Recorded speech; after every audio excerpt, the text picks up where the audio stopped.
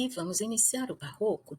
Os apontamentos que eu trago aqui são do livro História Social da Arte e da Literatura, do Hauser, o conceito de barroco, e os apontamentos que o Bose faz em Dialética da Colonização.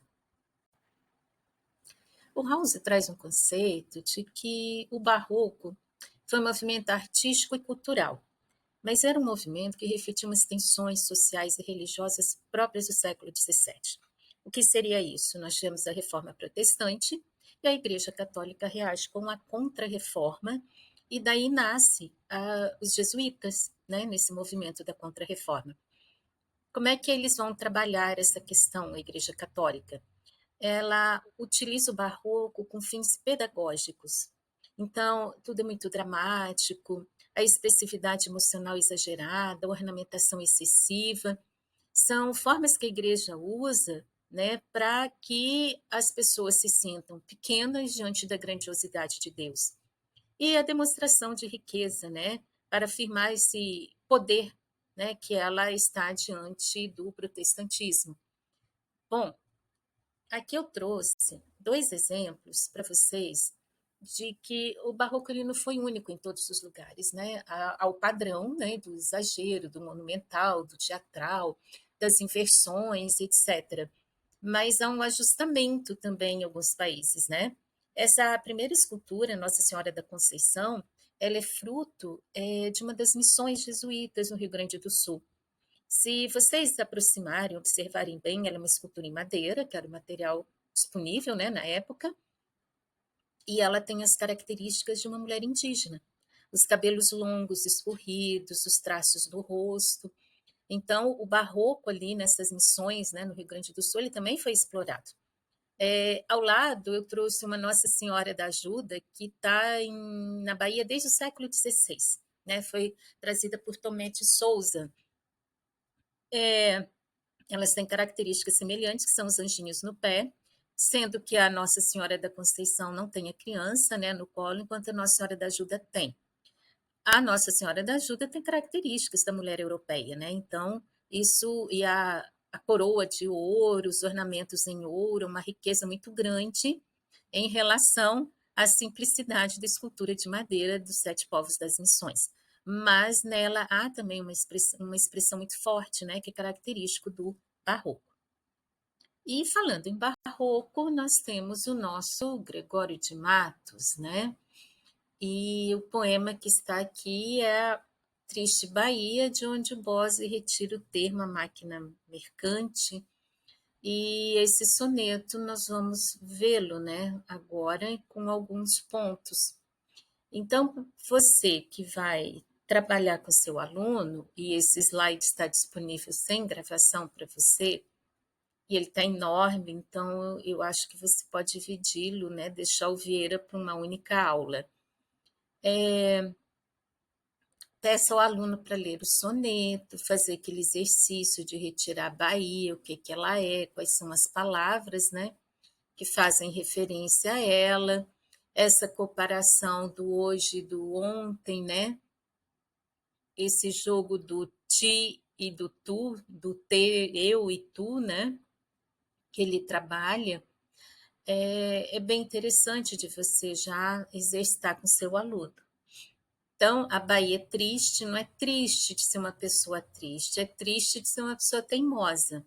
É igual aquele termo, mas que menino triste, né? Ou seja, desobediente, não atenta.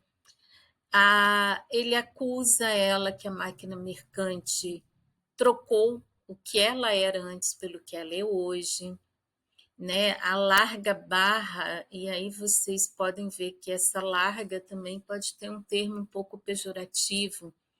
Ele meio que transforma, o Bose não vai falar isso, mas eu vou dizer, ela numa prostituta, que se vende pelo luxo que chegam aos portos. Então, esse trocar e trocado, né, e negócio e negociante, são formas também de você ter esse jogo de dinheiro, né, do que vem, do que sai. E ela tinha a Bahia, o ouro da Bahia nessa época era o açúcar. E ela troca por quê? Por drogas inúteis. né? E que ela é muito curiosa, ela aceita se vender pelo Brichotte. Brichotte é o comerciante inglês, né? E aí ele clama a Deus, né? Que ela seja punida e que toda a riqueza dela cabe num algodão que era vestimenta dos escravos na época, né? O que que nós temos aqui? O nosso amigo Gregório, ele não aceita muito as mudanças que estão ocorrendo, né, nesse período. Então, o Boss vai destacar aqui alguns pontos, né? Ele analisa os dois primeiros quartetos que aproximam o eu lírico da Bahia, né? Ele masculino, ela feminino, enquanto os dois tercetos ele já a despreza, se afasta dela, e quem tem que castigá-la é Deus, né? Não cabe a ele. Então, ela mudou, mas ela não mudou para melhor, né? Essa Bahia muda para pior. Essa é a grande questão que ele vai levantar. Então, ele diz que a diferença maior dessa mudança é ela tinha um antigo estado, né? E agora ela está no estado pior. E a aproximação que gera do tu e do eu é que ambos estão nesse estado pior, né? Ele, enquanto um homem de berço, né, como se diz no antigamente, um homem que nasceu de uma família que tinha o que ele chama de berço, deveria ter por herança direito a alguns privilégios, mas a movimentação da máquina mercante tirou dele esses privilégios, né? E ele não aceita isso. Então, ele também mudou para pior.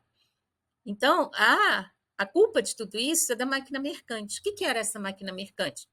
Navios ingleses, franceses e batavos que traziam mercadoria luxuosas para vender ali, né, em troca do açúcar. E ele não se conforma, inclusive a família do Gregório tinha, né, o açúcar como fonte de renda, mas eles perdem tudo, ele também vende no final, lá por uma bagatela, as terras que ele tinha, né? Então o engenho ficou falido, e nesse período só mesmo quem tinha um engenho muito grande, uma terra muito grande, conseguiu sobreviver, né? Então, aqui a máquina mercante transformou a Bahia, né? Ela entrega o ouro que ela tem por futilidades. Então, o que, que é que machuca os brios do Gregório segundo Bose, né? É que ele perdeu a posição que ele tinha, né? Os direitos de nascimento que ele tinha. Então, a crítica dele para a máquina mercante não é essa expropriação do Brasil, não é essa tomada do que é nosso, levando embora, destruindo tudo, acabando com a natureza. Isso não importa para ele. O que importa para o Gregório é o que ele perdeu. Então, aqui é um momento para você também levar o seu aluno a alguns questionamentos, fazê-lo pensar, né? Eu uso muito um termo com meus alunos, eu botar o melhor aplicativo do universo para funcionar, né? Que é o cérebro. Infelizmente, ele tem ficado muito ao léu, né? As pessoas não têm utilizado muito. Então, bora pensar, né? O, o, o grupo, né, de empreendedores sempre conclamam, né, a questão da soja, das vendas, do lucro, do gado. E aí você fica numa situação em que você se pergunta, né? Nós comemos soja todos os dias, é o nosso principal alimento. Quem produz o arroz e o feijão que nós consumimos no nosso dia a dia, as verduras, né? As grandes fazendas, elas mandam o gado para fora do Brasil.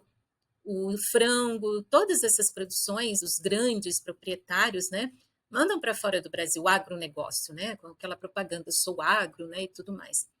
Quem nos sustenta? Sabe? É uma questão a se fazer. Gente, é agricultura familiar. São eles que plantam o arroz, o feijão que nós consumimos, os legumes, as frutas, né? Eles ainda estão nessa produção para o mercado interno. E aí fica a pergunta, né? Poxa, em pleno século XXI ainda está esse jogo aqui dessa máquina mercante, né? Então vamos para o nosso Vieira, ou a desigualdade, né? A cruz da desigualdade que o Vieira vai pôr à luz. É curioso pensar que Gregório e Vieira foram amigos, né? Eles foram contemporâneos e com pontos de vista assim tão diversos, né? Enquanto Gregório lamenta a perda do passado, o Vieira, que é um homem mais internacional, vamos dizer, conselheiro de reis, confessor de rainhas, foi professor de príncipes, foi diplomata, então ele tem uma visão muito diversa. ele olha, né, já que a máquina mercante está aí, não podemos lutar contra ela, então também vamos fazer a nossa, né? É, ele convence Dom João IV, né, a fundar a Companhia das Índias Ocidentais. Em outro momento falei Índias Orientais, mas ocidentais, tá? E com capitais judaicos. E aí você para e pensa, jesuíta, contra-reforma, barroco, fogueira, como assim capital judaico, né? Sim, ele defende, porque para Vieira os fins justificam os meios, isso também é questionável, né, gente? Ele sai em defesa dos judeus em vários sermões, não por amor ao judeu, mas por amor ao capital que o judeu tinha e que podia ser utilizado em prol de Portugal, né, para o desenvolvimento do país. Ele falava para um auditório assim muito seletivo, vamos dizer, né? O auditório dele geralmente era nobre, né? Então, para esse auditório, composto por reis, pela supra-sumo da corte portuguesa, vamos dizer assim, ele também pregou em outros países da Europa, porque ele tinha uma fala muito boa, né? Ele era convidado. Então, para esse grupo, clero era clero, vilão era vilão, ou seja, aquele que vende, aquele que vive na vila, cristão é cristão, judeu é judeu. Essa é a visão do Gregório, né? Assim o quiser a vontade divina, assim o estabelecia a natureza das coisas, e era assim que devia continuar a ser. Só que nos sermões dele, ele vai desconstruir esses valores, né? Primeiro, ele acreditava que todo mundo devia contribuir para o desenvolvimento do país. E em alguns sermões, ele chegou a defender que todo mundo devia pagar o imposto. Isso foi um escândalo, né? Por exemplo, o clero ele acha que ele deve ter que pagar a coroa, sim, a igreja tem que pagar imposto. Para a nobreza, ele diz também que ele tem que pagar imposto para a coroa, né? Se os seus bens o sustentam, né, e a coroa mantém seu título, então que também não falte a ela. E o terceiro estado, que é o povão, né? Primeiro tem o governo, tem a nobreza, tem o clero e o povão. Ele fala que os menos, né? Aqueles que não têm muito recurso, é em cima deles que caem os tributos. E aí ele termina isso aqui é fabuloso, né? Não sei se por lei, se por infelicidade, é melhor eu não saber por quê. Então ele acha que não deve essa carga ficar só sobre o povo miúdo, né? Mas que todo mundo tem que pagar. Então, o Vieira tinha um projeto político para Portugal que era favorável a uma aliança entre a coroa e o terceiro estado. E o Bose chama, né, ele fala isso muito progressista para a época, né, em pleno período da Inquisição, ele defendia essa ideia, né? Então, o Vieira, ele tinha esse olhar, né? Então, é a mesma discussão que está hoje, né? Quem que paga imposto? Já que as grandes empresas, né, com as suas doações são isentas de imposto, Criança Esperança, não sei o que mais, sei o que mais, sei o que mais, as pessoas que recebem o dinheiro que é doado, elas são isentas do imposto, enquanto você que doa não é. Então, vamos ponderar um pouco, né, como que é isso. E ainda existe uma desigualdade muito grande, né, nesse pagamento de imposto. E sempre tem aquele jeitinho que dão, né, para que a pessoa não pague. Então, é uma questão que já vem desde essa época, né?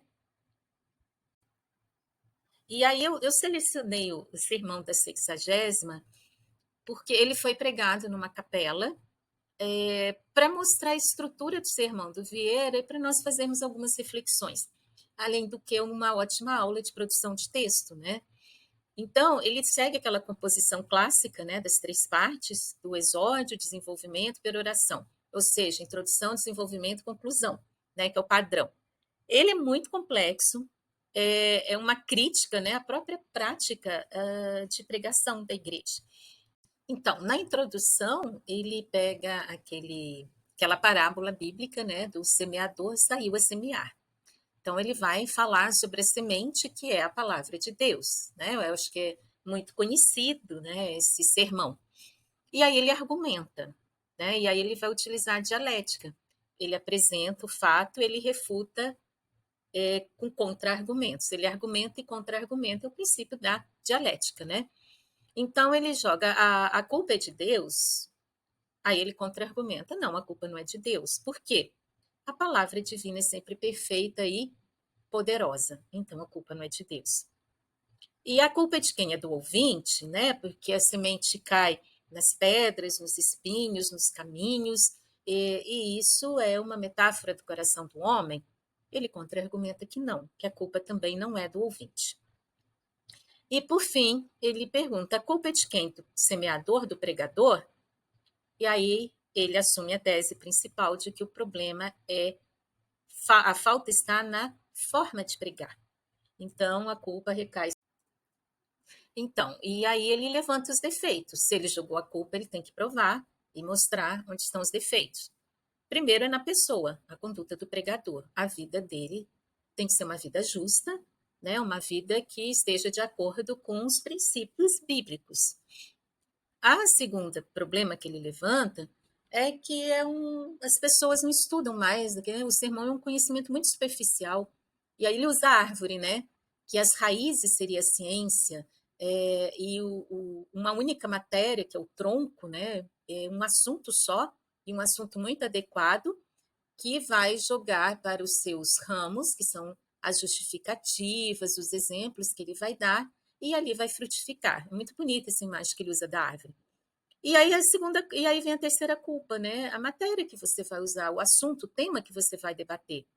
Ele precisa ser adequado, está fundado nas ciências, e a pessoa que vai pregar também tem que ter uma coerência na sua vida, né? E por fim ele vai jogar numa situação aqui que fica até complicado, né? Que é o estilo rebuscado e culto.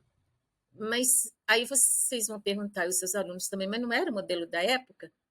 Era, mas o Vieira não concordava. Ele dizia que tinha que ser claro e eficaz, assim como o texto que nós temos que produzir, né? Então, as pessoas têm que compreender aquilo que nós escrevemos. E por fim, o tom da pregação, né? Que as pessoas têm que usar vários tons de voz. Você tem que ter um exercício de oratória, né? Um tom mais alto, mais baixo, mais rápido, mais lento, e preciso executar. E aí, já que ele achou o culpado, mostrou os defeitos, agora ele tem que mostrar a solução. Então, qual é? A verdadeira arte de pregar, primeiro, uma única matéria. Vem o tronco da árvore. Defini-la, conceito, né? Dividi-la, os ramos da árvore, e prová-la com exemplos e com a razão. Então, você tem que ter uma boa argumentação. E o pregador deve persuadir, concluir, evitando o estilo artificial e o recurso, né, de argumentos alheios, ou seja, desde aqui ele já é contra o plágio, né, gente? Muito importante isso. Você deve ter os seus próprios argumentos, você tem que ser capaz, né, naquilo que você se propôs a fazer.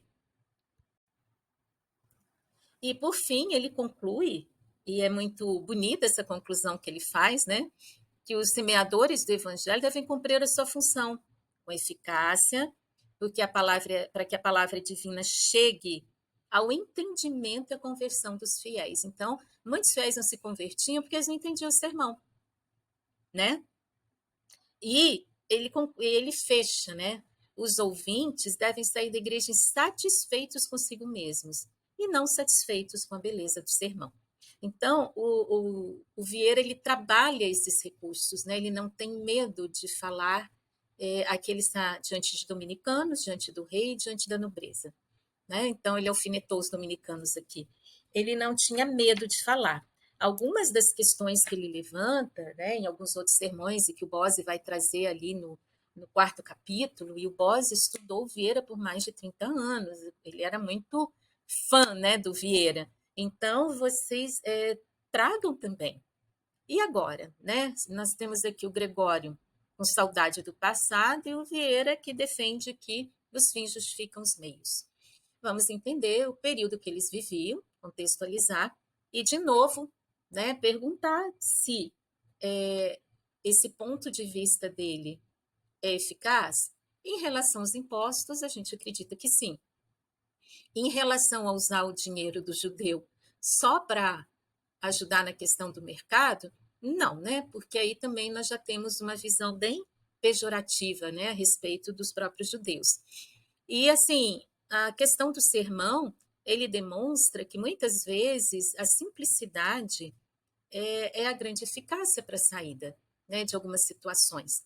Então, você não precisa também usar todo aquele aparato de. E aí eu vou puxar, né, para o nosso período, e talvez os alunos também possam refletir o que está sendo semeado, né, nas redes sociais. A questão do excesso de consumo está sendo semeado e nós estamos consumindo tudo aquilo que vemos, né? Excesso de compras, excessos de tudo que se tem. Será que também não é o momento de nós pensarmos um pouco aqui no comportamento que nós estamos? Né? O que, que nós temos feito? Nós estamos, assim como a Baía do Gregório, nos vendendo a máquina mercante da internet, da Shopee, Mercado Livre, temos da vida? Né? Ou a gente precisa dar uma freada e ser um pouco mais simples, mas buscar uma justiça social melhor, como Vieira propõe aqui em alguns momentos? Então, são reflexões assim que eu acho bem importante de trazer, porque trabalhar período colonial pelo período colonial não resolve nada, né?